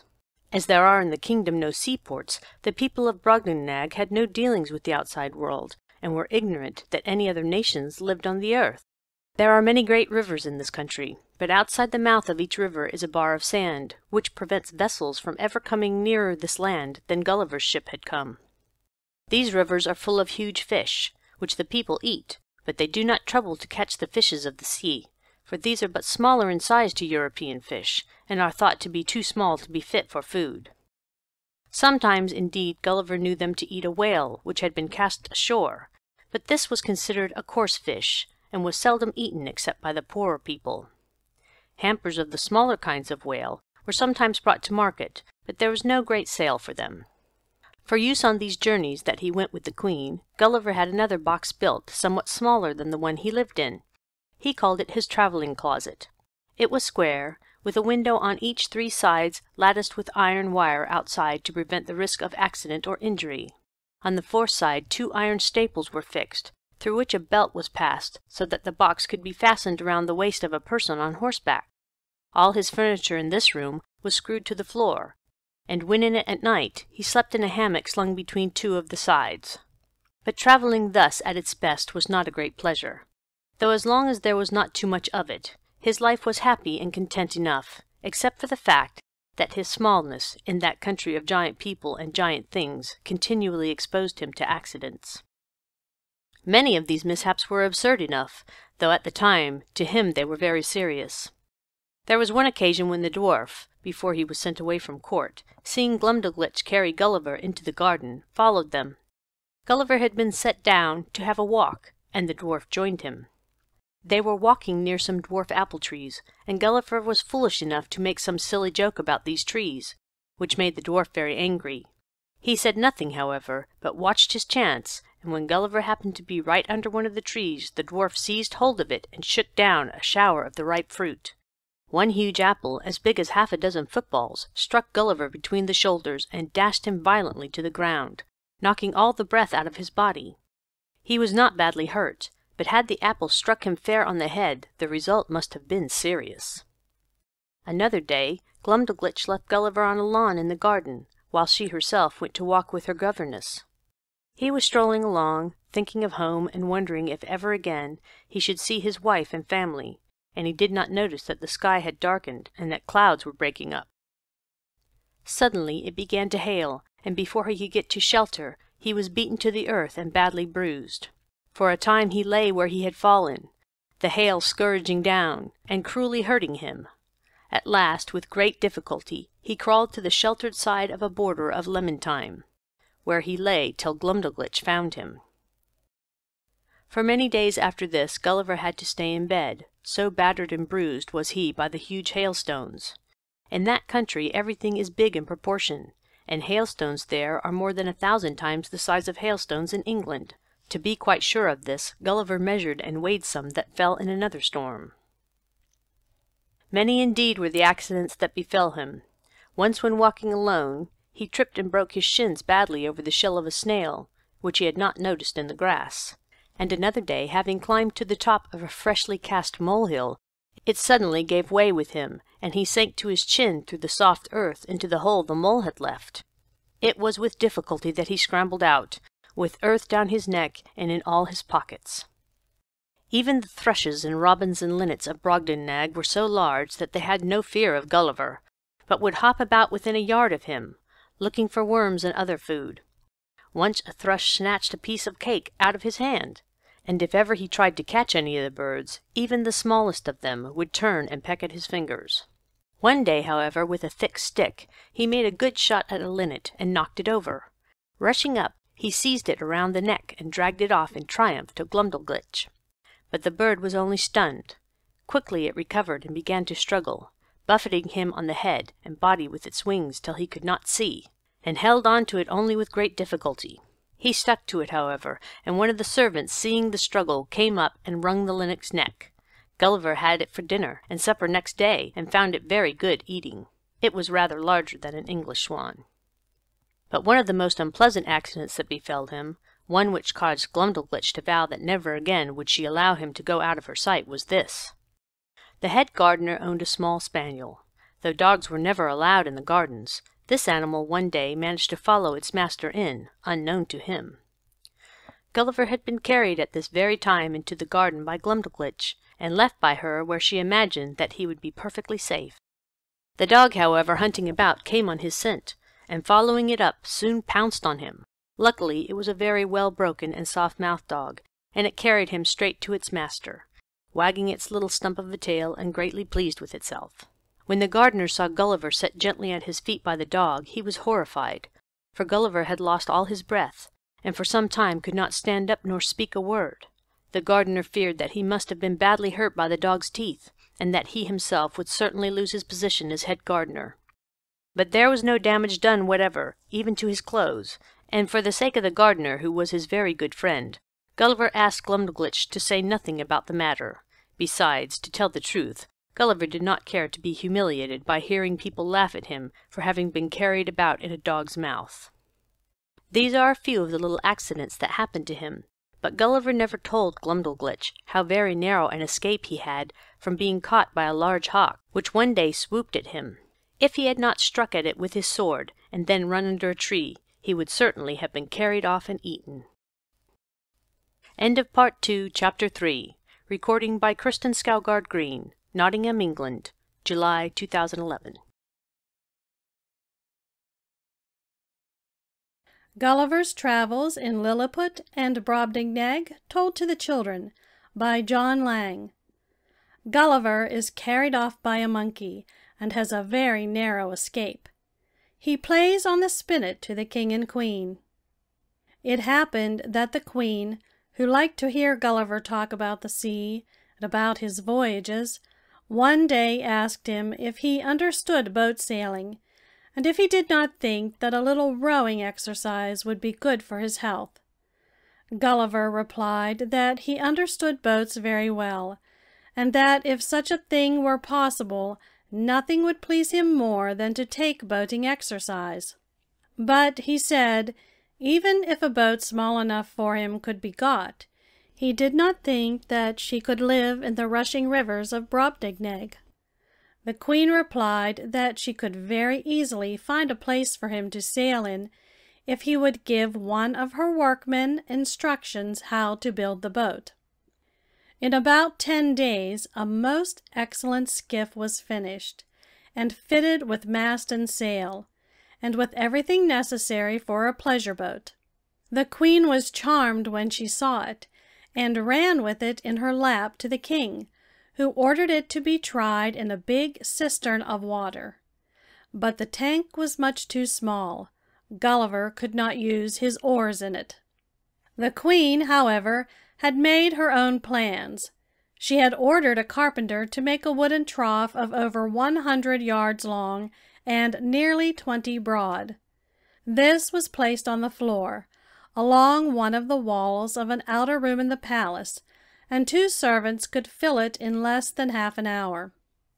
The trough had a tap at one end by which it could be quickly emptied, so that the water need never be allowed to grow dirty or stale. In this Gulliver used to row about daily, to the great delight of the queen and the ladies of the court, who often came to watch him. Sometimes they would get him to hoist his sail, and then with their fans they would make a breeze by means of which he could sail about very pleasantly. But here, too, he was not free from accident. Once, when one of the court pages had put the boat in the water, Glumdalclitch's governess, who was rather a clumsy-handed woman, lifted him up to put him on board, and by accident dropped him. By the greatest good luck, as he fell, his waistband caught on a large-headed pin which stuck out from this lady's dress. Otherwise, he must have fallen 40 feet onto the floor, and would probably have been killed.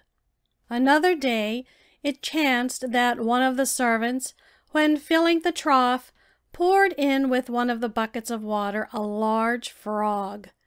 The animal was not seen by anyone till Gulliver was sailing about in his boat, when the beast, wanting something to rest on, after the manner of frogs, climbed up over one side of the boat, and would have certainly upset it if Gulliver had not thrown all his weight onto the other side. The frog jumped backwards and forwards over Gulliver several times, nearly smothering him, but with an oar he banged it over the head till it jumped overboard. But perhaps the very narrowest of all Gulliver's many escapes was from a tame monkey which had escaped from its master. Glumdalclitch had left him in her room, sitting in the big box in which he generally lived, and for greater safety she had locked the door of her room. The day was very hot, and the windows of the room were all open. Gulliver was sitting thinking, when he heard a sound as if something had come through the window, and was jumping about the room. Cautiously looking out of the door of his box, he saw the brute, a huge monkey almost as bulky as an elephant, pulling things about, tearing to pieces everything it could lay its paws on, and skipping over tables and chairs, chattering to itself the while. At last it spied Gulliver's box, and came and peeped in. Gulliver hid behind the table, but his fright when the monkey put in its hand caused him to move, and the animal saw him.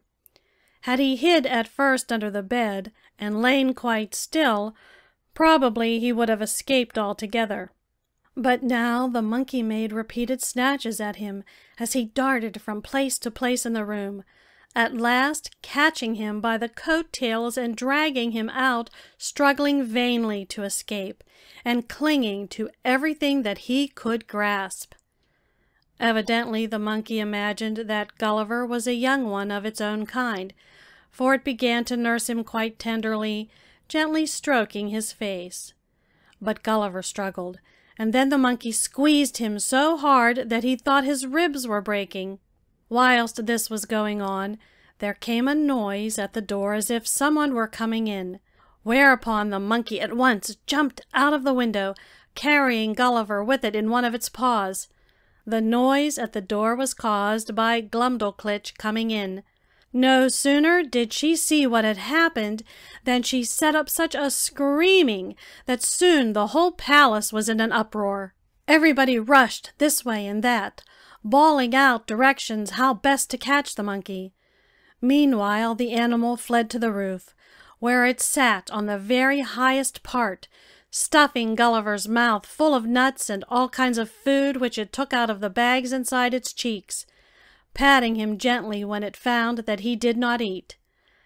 At this the people who were standing below in the courtyard watching shrieked with laughter, though it was anything but funny for Gulliver, who was nearly choked with the rubbish that the brute crammed into his mouth. Presently some men got ladders long enough to reach the roof, and as soon as the monkey saw that it was likely to be caught, it dropped Gulliver on the ridge tiles and fled chattering. Gulliver was now in a very terrifying position. The place to which he clung was not easy for the men to reach, and the height from the ground was so great, almost 900 feet, that it made him giddy. The wind was blowing in strong gusts, and sometimes he feared that he must let go and come rolling over and over, to be dashed to pieces on the flags of the courtyard. One of the footmen, however, managed to climb up, and putting Gulliver in his pocket, got him down in safety. But so badly bruised was he by the squeezing the monkey had given him that he was forced to lie in bed for some weeks. By the Queen's orders the animal was killed. Great sympathy was shown to Gulliver by every one at court, and many were the inquiries made during his illness. But when he was again well, the king was quite unable to keep from asking him sly questions. how he liked the monkey's way of feeding, what he thought of the food that monkeys ate, and whether the fresh air on the roof had not given him a good appetite. Gulliver did not take this kind of fun very well. Clapping his hand on the hilt of his sword, and looking very fierce, and, as he imagined, very dignified, he answered that if he had had that sword by his side at the time, he would soon have taught the monkey a lesson that it would not readily have forgotten. This he said in a very loud and determined tone, thinking to show how brave he really was, but with the sole result that everybody, from the king downward, roared with laughter. The royal family of Brobdingnag were great patrons of music, and frequent concerts were given at court by the king's band. To Gulliver the noise was so great as to be quite deafening, and he found it impossible to follow the tunes. The only way in which he could listen with any degree of pleasure was to have his box placed at the far end of the great concert room, then to get inside, close the door and windows, and draw the curtains. In this way the noise was tolerable. But he often wished that he could treat the king and queen to some real English music. It happened that in Glumdalclitch's room there was a spinet, which is a kind of old-fashioned piano, on which her governess used daily to give Glumdalclitch lessons. Gulliver had learned in his boyhood to play upon an English spinet, and it struck him that he might manage to knock out a tune on the instrument in Glumdalclitch's room. But the difficulty was great, for the spinet was 60 feet in length, and each key was a foot wide, so that Gulliver could not from one place cover more than 5 keys. Moreover, to get any sound out of them, it was necessary to give a hard bang with his fist. This meant much work with little result, and he set about planning how he might get over the difficulty. He made a couple of strong and very heavy drumsticks, the thick ends of which he covered with the skin of a mouse, so that he might thump the keys without damaging them. Then he had a bench fixed along the front of the spinet, about 4 feet below the keys. On this bench he was placed, and by running as fast as he could from side to side, banging on the keys with his drumsticks, he was able, after some practice, to play something that he told the king was an English jig. The king and queen were polite enough to say that they enjoyed it very much. But Gulliver found that the exercise was too violent and exhausting, and he did not give many performances, which perhaps was fortunate. The king might have got tired if he had gone on too long. The people of Brobdingnag were not great readers, though the art of printing was known to them. Even the king's library, which was the largest in the country, did not hold more than 1,000 volumes. After Gulliver had learned the language, he used to go very often to this library, where a carpenter had made for him a wide kind of step-ladder, about 25 feet high, on which he could stand at any level he pleased, and on which there was room to walk backwards and forwards 8 or 10 paces. When Gulliver wished to read one of the books, the librarian had orders to prop it against the wall, and place the step-ladder so that the lowest step was about 10 feet distant from the book. Then Gulliver would mount to the top of his ladder, and so, walking backwards and forwards, and coming gradually down, he would read a page. With both hands he would then turn the leaf. This was easy to do even when the book was as high as 20 feet, for the paper was not much thicker than pasteboard. Then he would again mount to the top step of his ladder, and so continue his studies. In this way he got through a great deal of reading. Thus he learned much of the history of Brobdingnag, and made acquaintance with their traditions.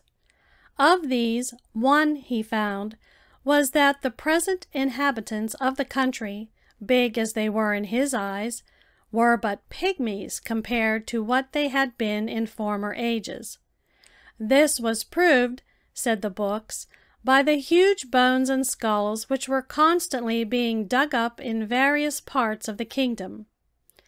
About this time Gulliver had broken his pocket comb, and he had nothing wherewith to comb his hair, nor could he find anything with which to repair the comb. At last he went to the king's barber one day after the man had shaved his majesty, and he asked for some of the lather which the barber had scraped off the king's face. From this he picked out about 40 of the strongest bristles. These were both long and strong, for the king did not shave oftener than twice a week. Gulliver then took a bit of fine wood and shaped it like the back of a comb. In this he bored holes with a needle that Glumdalclitch lent him, and in the holes he fixed the stumps of the king's beard. When they had been whittled and scraped to a point, this made a most useful comb, which he used during all the time he remained in Brobdingnag. Afterwards he took it back with him to England. End of Part 2, Chapter 4. Recording by Sherry Gardner.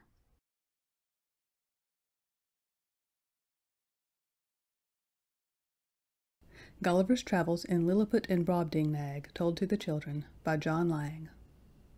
Gulliver's last days in Brobdingnag, and how he got away. Gulliver had now been in Brobdingnag for nearly 2 years, and he had become quite used to the people and to their ways, nor was he often unhappy. Yet he did not quite give up hope that some day he should again see England, though how this great good fortune was to come to him he could not foresee. The ship in which he had come was the first that had ever been known to be driven within sight of that coast, and it was not likely that another would soon appear. Moreover, if one should ever be seen, the king had given strict orders that it was at once to be taken out of the water, and, with all its crew and passengers, brought to him. He was most anxious that Gulliver should, if possible, marry some woman of his own size and nation, and should settle in Brobdingnag, and it did not seem to concern the king that Gulliver already had a wife at home. Gulliver, however, felt that he would rather die than leave children to be carried about the country in cages, like so many canary birds, or perhaps to be sold to rich persons as curiosities. So he began again to weary for a chance of escape, and a great yearning to see the wife and children he had left in England came over him. He longed to see, and once more to speak to, people of his own size, to walk in fields or streets without fear of being trodden underfoot by some huge mountain of a man. And at last there came deliverance from his bondage in a very surprising way. The king and queen made a journey to the south coast of the country, and as was always the case in their shorter journeys, Gulliver and Glumdalclitch were taken with them. In preparation for this journey, Gulliver had some alterations and improvements made in his box, one of which was a sliding window in the roof, which he could open at pleasure, so as to give him more air when the weather was hot. He had also had a silken hammock slung from corner to corner, so that he might sleep with less discomfort when his box was strapped to a servant's waist during a journey. But in spite of these improvements, when the end of their journey to the coast was reached, Gulliver was very tired, and he had, besides, caught a feverish cold. A great longing came over him once more to look on the ocean, for that way lay home. He pretended that his cold was worse than it really was, and he said that if they would but carry him down to the seashore, he thought the air would do him good. Glumdalclitch at this time was also unwell, and was thus unable herself to carry him, so she handed him and his box to a page, telling him, with tears, to be very careful. The boy carried him to the shore and set the box down. There Gulliver sat, gazing wistfully across the yellow sand and over the rocks to the great cape that lay dim in the distance, whilst his thoughts travelled far over the sea to his home and all that he feared he had lost forever. Feeling very depressed and out of spirits, he told the page that he meant to have a sleep in his hammock, and as soon as he had gone into his box, the boy shut down the window in the roof, and probably went off bird nesting. Gulliver never knew exactly what happened. He had not been long asleep when he was awakened by a violent jerk at his box, followed by the feeling that he was being carried through the air at great speed. There was no bumping after the first jerk. The motion was quite smooth. Gulliver called out at the top of his voice several times, but got no answer. He rushed to one of the windows, but from there could see nothing but clouds and sky. Overhead there was the continual sound of the beat of wings. Then he guessed that whilst the page was away, some huge eagle must have swooped down and picked up his box by the ring on top. Soon the noise of the wings became louder and quicker, and the box began to be tossed up and down so violently that he had to cling to his hammock. Then 2 or 3 furious bangs, as if the eagle that had carried him off were being attacked by another, and suddenly he felt himself falling, down, down, down. A minute of horrible suspense, a sickening crash, then darkness. After a few seconds the light came back, and he found that his box was floating in the sea, right side up. The iron plates on the bottom, and the weight of his body and of the various things in his room, kept the box floating at a depth sufficient to prevent it upsetting. But the woodwork had been strained when the box pitched in the sea from so great a height, and the water began to ooze in. Gulliver stopped the leaks in the sides and bottom of the box fairly well, and the water never got very deep inside. He slid open the window in the roof to give himself more air, but try as he might, he could not climb out of the box onto the roof, and for hours he sat, feeling that in a very little time he must certainly be drowned, like a rat in a cage. How he longed for Glumdalclitch to come to his rescue. After many hours, when he had come almost to wish that the worst might happen and an end be put to his misery and suspense, he heard a kind of grating noise on the side of the box where the staples were fixed. This was followed by a tugging and a heeling over of the box, so that sometimes the water reached nearly to the top of the windows. What could be the reason, he wondered. Gulliver mounted on a chair, and having put his handkerchief on the end of a stick, waved it out of the window in the roof, and shouted as loud as he could, but all to no purpose. Still the feeling continued that the box was moving. The water seemed to slide slowly past the windows, and presently the box bumped against something hard, and was tossed about a good deal. Then again came the sound as of a cable being passed through an iron ring, and Gulliver felt as if his house was being raised out of the water. The sea no longer washed against the windows. "Help!" shouted Gulliver, and again waved his handkerchief through the hole in the roof. This time there was an answer. "Below, ahoy!" roared a voice. It was a joyful sound to Gulliver. English words met his ears once more. The owner of the voice told him that he was quite safe and alongside a British ship. The carpenter was coming to saw a hole by which he could be got out. "There is no need for that," said Gulliver. "Just tell one of your crew to put his finger in the ring at top, and lift the box out of the sea and carry it into the captain's cabin. It will be quite easy to raise the lid then." It never occurred to Gulliver that he was no longer in Brobdingnag, that he was now amongst people of his own size. Presently the carpenter came and cut a large hole in the roof, down which a ladder was put. Gulliver climbed out, feeling very weak and shaken. His box was alongside a large ship, the crew of which had been trying, by means of the capstan and a hawser rove from the end of one of the yard arms, to hoist the box on deck. He was taken on board, and the captain, seeing his condition, and, like all the crew, believing from his way of speaking that he was mad, gave him brandy and made him lie down in his own cabin. After a long sleep, Gulliver went on deck, where he found that the crew of the ship had got all his property out of the box, and after breaking up as many of its timbers as they could use on board, had let the remainder float astern, where it had now sunk. A good supper did much to improve Gulliver's condition. When they were alone, the captain asked him by what accident he came to be adrift at sea in that huge chest. He also said that about noon that day he had noticed something floating in the sea a long way from the ship, and that he had sent a boat to discover what it was. The men, however, when they found that it was a floating house, were afraid to touch it, and had returned to ship. The captain had then himself gone in the boat, and had been rowed several times round the box, and had finally ordered the men to pass a hawser through the staples in the side, and tow it alongside his ship. There they had noticed his handkerchief waved from the hole in the roof, and had heard his shout. Gulliver asked whether he or any of the crew had seen one or more enormous birds flying in the air about the time that the box was first sighted. 3 eagles, the captain said, had been seen by one of the crew, but they were no larger than is usual. "How far are we from land?" then asked Gulliver.